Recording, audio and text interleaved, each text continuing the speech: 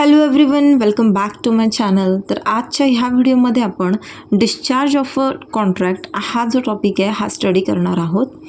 आता डिस्चार्ज म्हणजे काय, तर एखाद्या गोष्टीपासून तुम्हाला मुक्ती ज्या वेळेला भेटते, डिस्चार्ज होऊन जाते ती गोष्ट. आपण हॉस्पिटलमध्ये जातो बघा, हॉस्पिटलमध्ये जातो तेव्हा ॲडमिशन होतं आणि जेव्हा तिथनं बाहेर येतो तेव्हा काय होत असतो, डिस्चार्ज, म्हणजे तिथून तुम्हाला मुक्त करण्यात आलेलं आहे.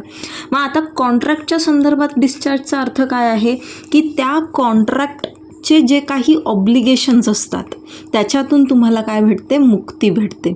आता कुठलाही एक व्हॅलिड कॉन्ट्रॅक्ट असतो तर तो काय असतो, लिगली बाइंडिंग असतो, बरोबर. लिगली बाइंडिंग असतो म्हणजेच काय, तो काही ऑब्लिगेशन्स त्या ठिकाणी क्रिएट करतो. आपण बघितलं होतं की कुठला कॉन्ट्रॅक्ट व्हॅलिड असतो की ज्याच्यामध्ये कुठलं ॲग्रीमेंट जे आहे ते कॉन्ट्रॅक्ट असतं बेसिकली, की जिथे लीगल रिलेशनशिप जे आहे ते त्या ठिकाणी बिल्टअप करण्याचं इंटेन्शन असतं. मग इथे जो व्हॅलिड कॉन्ट्रॅक्ट आहे, कुठलाही व्हॅलिड कॉन्ट्रॅक्ट काय करतो, तो त्या ठिकाणी काही ऑब्लिगेशन जे आहे दोन्ही पार्टीजवरती क्रिएट करतो.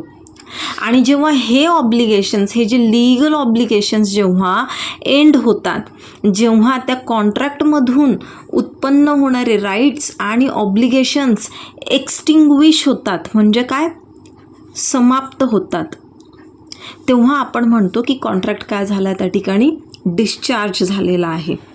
मग आता इथे डिस्चार्ज कुठकुठल्या प्रकारे होऊ शकतं बरं, तर याच्यासाठी मोड्स ऑफ डिस्चार्ज दिलेले आहेत. आता हे जे मोड्स आहेत हे कसे लक्षात ठेवायचे एकदम सोप्या पद्धतीत, तर तुम्ही लक्षात ठेवायचं आहे PM सब लाओ बीच पे, PM सब लाओ बीच पे.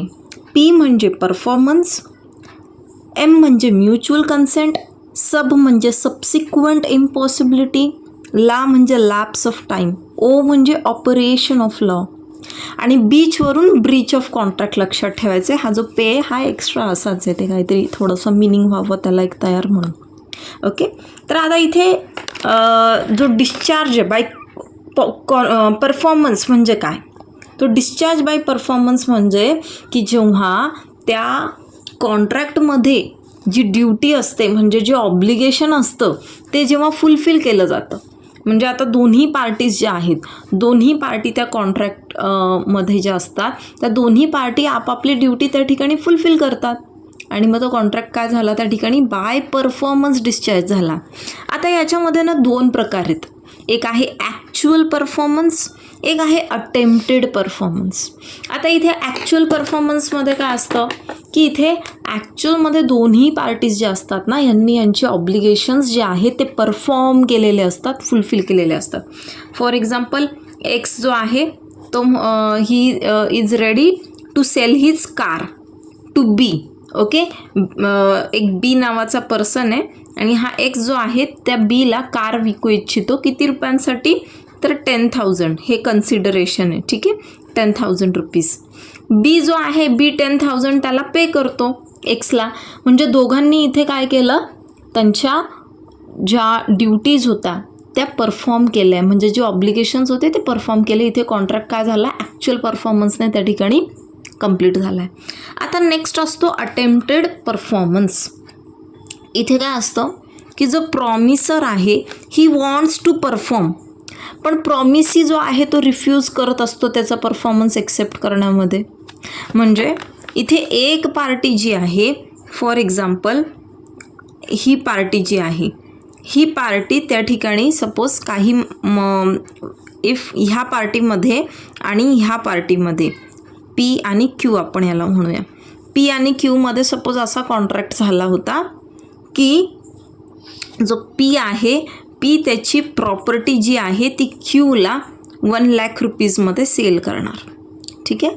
पण या ठिकाणी आता तो जो प्रॉमिसर आहे, म्हणजे आता इथे पे कोण करतोय, हा पर्सन पे करणार आहे ना. हा पर्सन जो आहे, ह्या पर्सनला 10 लाख रुपीज द्यायला तयार आहे, परंतु हा पर्सन ह्याची प्रॉपर्टी विकायला तयार नाही आहे. मग इथे हिज रेडीनेस, ह्या पार्टीची जी रेडीनेस आहे त्याला आपण म्हणू अटेम्प्टेड परफॉर्मन्स. दुसरा पर्सन इथे काय करतो, रिफ्यूज करतोय. Then discharge by mutual consent, तिथे दोघांमध्ये तिथे काय आहे, आपापसामध्ये सहमती झालेली आहे आणि म्युच्युअल कन्सेंटने ते जे कॉन्ट्रॅक्ट आहे ते डिस्चार्ज केलं जातं. आता हे याच्यामध्ये पण काही वेगवेगळे मोड्स आहे म्युच्युअल कन्सेंटमध्ये.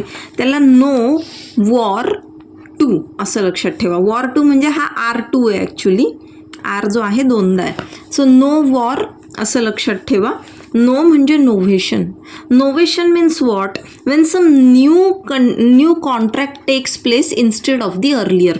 म्हणजे पूर्वी एक कॉन्ट्रॅक्ट होता, हा काहीतरी त्यांच्यामध्ये दोघांमध्ये करार झाला आणि दोघांनी तिथे हा जुना कॉन्ट्रॅक्ट जो आहे तो रद्द करून त्या ठिकाणी एक नवीन कॉन्ट्रॅक्ट जो आहे, न्यू कॉन्ट्रॅक्ट त्या ठिकाणी तो एंटर केला आहे दोघांनी. मग हा पहिला जो कॉन्ट्रॅक्ट होता याच्यातून दोन्ही पार्टीज काय झाल्या? डिस्चार्ज झाल्या. त्यांना हा जुना कॉन्ट्रॅक्ट जो आहे तो परफॉर्म करण्याची गरज नाही. Next is alteration. अल्टरेशन नावातच दिलं आहे की काही चेंजेस त्या ठिकाणी होत असतात. म्हणजे एखाद दुसरी टर्म जी आहे त्या कॉन्ट्रॅक्टमध्ये, ज्या टर्म्स असतात ना कॉन्ट्रॅक्टच्या, टर्म्स अँड कंडिशन्स, तर त्याच्यामध्ये काही चेंज केला जातो. Then rescission. नाव रेसिशन म्हणजे काय की इथे कॅन्सलेशन, तो जो कॉन्ट्रॅक्ट आहे तोच कॅन्सल केला जातो. की सपोज आधी 2 पर्सनमध्ये इथे जे आहे, फॉर एक्झाम्पल ह्या एक्स पर्सनने वाय पर्सनला काही गुड्स जे आहे ते सेल करण्याचं त्या ठिकाणी कॉन्ट्रॅक्ट झालेला आहे. हा सेल करणार, हा बाय करणार. पण मग समजा कोविडसारखी सिच्युएशन आली, लॉकडाऊन झालं, मग दोघांनी काय केलं? तो कॉन्ट्रॅक्ट जो आहे त्या ठिकाणी कॅन्सल करून टाकला, टर्मिनेट करून टाकला. देन नेक्स्ट इज रेमिशन, की लेसर परफॉर्मन्स इज एक्सेप्टेड. म्हणजे ओरिजिनल कॉन्ट्रॅक्टमध्ये तिथे वेगळी काही तरतूद होती. फॉर एक्झाम्पल आता सपोज हा एक्स पर्सन आहे, वाय पर्सन आहे. ओके, एक्स पार्टी जी आहे ती वाय पार्टीला सपोज तिने 1000 युनिफॉर्मची ऑर्डर दिली होती. 1000 युनिफॉर्म जे आहे ते स्टिच करून हवेत. पण या ठिकाणी याने फक्त 500 युनिफॉर्म जे आहे ते स्टिच केलेत. ठीक आहे. आणि मग एक्स पार्टी जो आहे याचे 500च एक्सेप्ट करतोय. म्हणजे इथे ॲक्च्युअल क्वांटिटी जी होती किंवा ॲक्च्युअल जे प्रोव्हिजन होतं कॉन्ट्रॅक्टमध्ये ते जास्त क्वांटिटीचं होतं, पण याने लेसर परफॉर्मन्सवरती याने कमी परफॉर्मन्स दिला आहे. That has been accepted. तो इथे नेक्स्ट इज वेवर, की जेव्हा ते त्या पार्टीज ज्या आहे ते त्यांचा राईट जो आहे ते गिवअप करतात. ओके, म्हणजे एका पार्टीने फॉर एक्झाम्पल एक्स आणि वाय अगेन 1000 युनिफॉर्मचं समजा ऑर्डर दिली आहे. वायने ते युनिफॉर्म स्टिच केलेच नाही. मग इथे एक्सकडे आता रिलीफ आहे ना, तो त्या ठिकाणी रिलीफ जो आहे, रिलीफसाठी म्हणजे त्या ठिकाणी कोर्टात जाऊ शकतो. X person can sue this way. पण इथे एक्स जो आहे स्वतःहूनच याला स्यू करत नाही, याच्या विरुद्ध जे आहे ॲक्शन घेत नाही. म्हणजे त्याने काय केला? वेवर केला. त्याने त्याचा राईट जो होता तो गिवअप केला. म्हणजे त्या ठिकाणी स्वतःचा हक्क त्याने सोडून दिला जो त्याला होता. देन डिस्चार्ज बाय सबसिक्वंट इम्पॉसिबिलिटी, यालाच डॉक्ट्रिन ऑफ फ्रस्ट्रेशन असं पण म्हटलं जातं. आणि परीक्षेच्या दृष्टीने हा जो टॉपिक आहे हा अतिशय महत्त्वाचा पण आहे. हा एंटायर टॉपिकच महत्त्वाचा आहे खरं तर, डिस्चार्ज जो आहे. तर आता इथे सेक्शन 56 जे आहे, सेक्शन 56मध्ये आपल्याला ही डॉक्ट्रिन ऑफ फ्रस्ट्रेशन म्हणजेच डिस्चार्ज बाय सबसिक्वेंट इम्पॉसिबिलिटी हे सापडतं. आता याचा अर्थ काय होतो? डॉक्ट्रिन ऑफ फ्रस्ट्रेशन म्हणजे काय की आता तो जो कॉन्ट्रॅक्ट आहे ना तो इम्पॉसिबल झाला आहे, की तो परफॉर्म करू शकत नाही. कशामुळे? काही सर्कमस्टान्सेस, काही परिस्थिती जी आहे अशी उद्भवलेली आहे त्या ठिकाणी, आणि ती जी परिस्थिती उद्भवली आहे त्यामुळे तो कॉन्ट्रॅक्ट परफॉर्म करता येणार नाही. आणि ती जी परिस्थिती, ते सर्कमस्टान्सेस जे त्या ठिकाणी अराईज झालेले दे वर beyond the control of both the parties. म्हणजे दोघाही पार्टीजच्या नियंत्रणाच्या पलीकडे होतं, त्यांच्या कंट्रोलमध्ये नव्हत्या त्या सिच्युएशन्स. ओके, मग त्या इथे काय काय असू शकतात त्या सिच्युएशन्स की जेव्हा इम्पॉसिबल होऊन जातो तो कॉन्ट्रॅक्ट परफॉर्म करणं? डिस्ट्रक्शन ऑफ सब्जेक्ट मॅटर, की जो सब्जेक्ट मॅटर होता तोच डिस्ट्रक्ट झाला आहे. फॉर एक्झाम्पल हा एक्स पर्सन आहे, ह्या एक्सचं एक बँक्वेट हॉल आहे. ठीक आहे. वायने जे आहे ते एका ठराविक तारखेसाठी हा बँक्वेट हॉल जो आहे तो काय केला? बुक केला. त्याचा प्रोग्राम आहे काही, त्याने बुक केला हा हॉल. लग्न समारंभ आपण समजू. ठीक आहे. आता नेमकं लग्नाच्या ठराविक त्या तारखेच्या आधीच इथे लागते आग. ठीक आहे. इथे फायर मुळे काय होतं, आता ती प्रॉपर्टी जी आहे ती काय झाली, डिस्ट्रक्ट झाली. मग आता इथे डिस्ट्रक्शन ऑफ सब्जेक्ट मॅटर झालं आहे. मग त्यामुळे आता हा कॉन्ट्रॅक्ट जो आहे तो परफॉर्म करता येऊ शकतो का, तर नाही. हा जो कॉन्ट्रॅक्ट आहे हा परफॉर्म करता येऊ शकणार नाही. Next is change of circumstances. त्या ठिकाणी सर्कमस्टान्सेस जे आहेत त्याच्यामध्ये काही चेंजेस झालेले आहे. Again those are beyond the control of हे दोन्ही ज्या पार्टीज आहे. फॉर एक्झाम्पल जसं कोविडसारखी सिच्युएशन आली, आपल्याला कोणालाच माहीत नव्हतं, मग असं काही सर्कमस्टान्सेसमध्ये त्या ठिकाणी बदल झाला. Then non occurrence of event contemplated. तो जो कॉन्ट्रॅक्ट आहे तो एक इव्हेंट झाल्यानंतर जो आहे त्याच्या फुलफिल करायचा होता, पण तो इव्हेंट जो आहे तो झालाच नाही. ठीक आहे. देन फॉर एक्झाम्पल आता इथे ए पर्सन जो आहे ना, ए पर्सन ह्याच्या मुलाला, याला आपण सन एस म्हणूयात, तर ए जो आहे हा याच्या मुलाला त्या ठिकाणी प्रॉमिस करतो की तू जर लग्न केलं तर मी तुला आपली जी प्रॉपर्टी आहे ती गिफ्ट करेल. तो मुलगा काय लग्न करतच नाही. ठीक आहे. म्हणजे याचा मॅरेज जे आहे ते झालंच नाही, मॅरेज होऊ शकलं नाही. त्यामुळे मग इथे कॉन्ट्रॅक्ट जो आहे तो फुलफिल करावा लागणार नाही ह्या एला. Then death incapacity. त्या पर्सनची डेथ झाली असेल तर ऑब्व्हियसली दोघांपैकी एका पार्टीची जर डेथ झालेली असेल तर त्या ठिकाणी तो कॉन्ट्रॅक्ट जो आहे तो पूर्ण होऊ शकत नाही. Than war. आता सपोज एखाद्या कंट्रीसोबत आपली वॉर चालू आहे, मग त्या कंट्रीसोबत, त्या कंट्रीतल्या एखाद्या सिव्हिलियनसोबत आपला जो कॉन्ट्रॅक्ट असतो तो आपल्याला फुलफिल करता येत नाही. त्याच्यामध्ये डॅमलर टायर कंपनीचं उदाहरण जे आहे, एक केस पण आहे, ते बेस्ट एक्झाम्पल आहे. If you get time to read that then do go through it. म्हणजे आता बघा, सपोज एक्स पर्सन आहे हा आणि हा वाय पर्सन आहे. ठीक आहे. आता समजा हा एक्स जो आहे इंडियन आहे आणि वाय जो आहे पाकिस्तानी आहे. ठीक आहे. आता ह्यांच्यामध्ये सपोज काही त्या ठिकाणी कॉन्ट्रॅक्ट झालेला असेल, मग आता सपोज इंडिया आणि पाकिस्तानमध्ये वॉर जी आहे ती डिक्लेअर करण्यात आली. आता वॉरच्या वेळेस काय होतं ना, आता इंडियनसाठी हा जो वाय आहे हा एलियन एनिमी आहे. त्यामुळे मग इथे इंडियन ह्या एक्सने जरी वायकडनं काही गुड्स जे आहे ते एक्सेप्ट केलेले असतील, म्हणजे जरी याच्याकडनं काही सामान त्याने घेतलेलं असेल आणि त्याचं पेमेंट पेंडिंग असेल, तरी ह्याने पेमेंट नाही पे केलं तरी याच्या विरुद्ध जे आहे त्या ठिकाणी कारवाई जी आहे ती होत नाही. तो त्या ठिकाणी डिस्चार्ज होतो. कसा? कारण की आता हा एलियन एनिमी झाला आहे आणि ज्यावेळेस त्या व्यक्तीला, त्या देशाला एलियन एनिमीचं स्वरूप प्राप्त होतं तेव्हा कॉन्ट्रॅक्ट जो आहे तो फुलफिल करणं हे बंधनकारक नसतं. Then next is discharge by lapse of time. की कॉन्ट्रॅक्ट जो आहे तो बघा नेहमी एका विशिष्ट वेळेच्या आत जो आहे तो परफॉर्म करायचा असतो आणि जर तो त्या वेळेच्या आत परफॉर्म केला नाही तर मग तिथे काय होतं, टाईम लॅप्स होतो म्हणजे बेसिकली. ओके.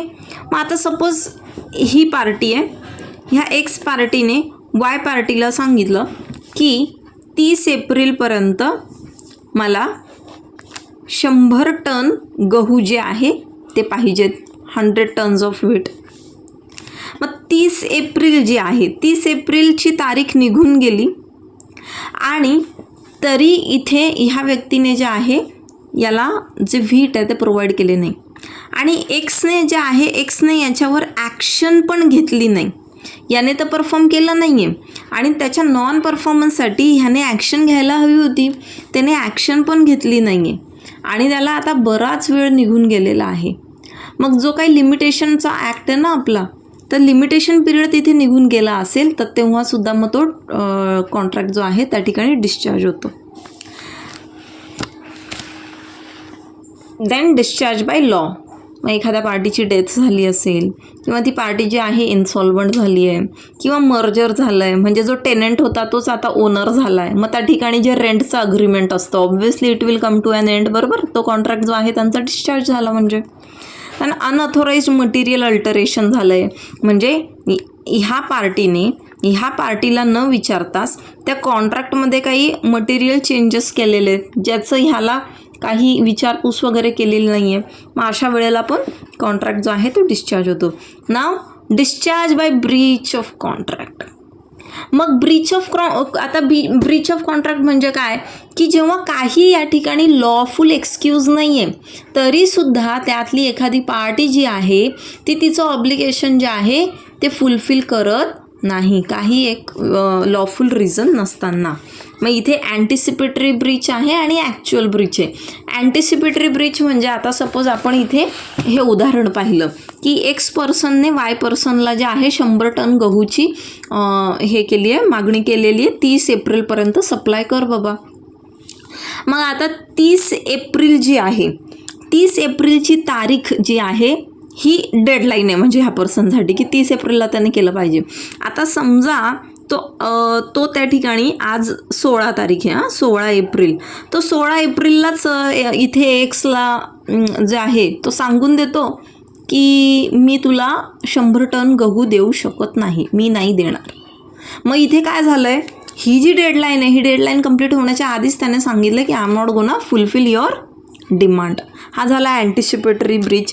आता समजा 30 तारीख आली आणि 30 तारखेला त्याने त्या ठिकाणी 30 तारखेपर्यंत त्याने त्याला 100 टन गहू जे आहे ते प्रोव्हाइड केले नाही.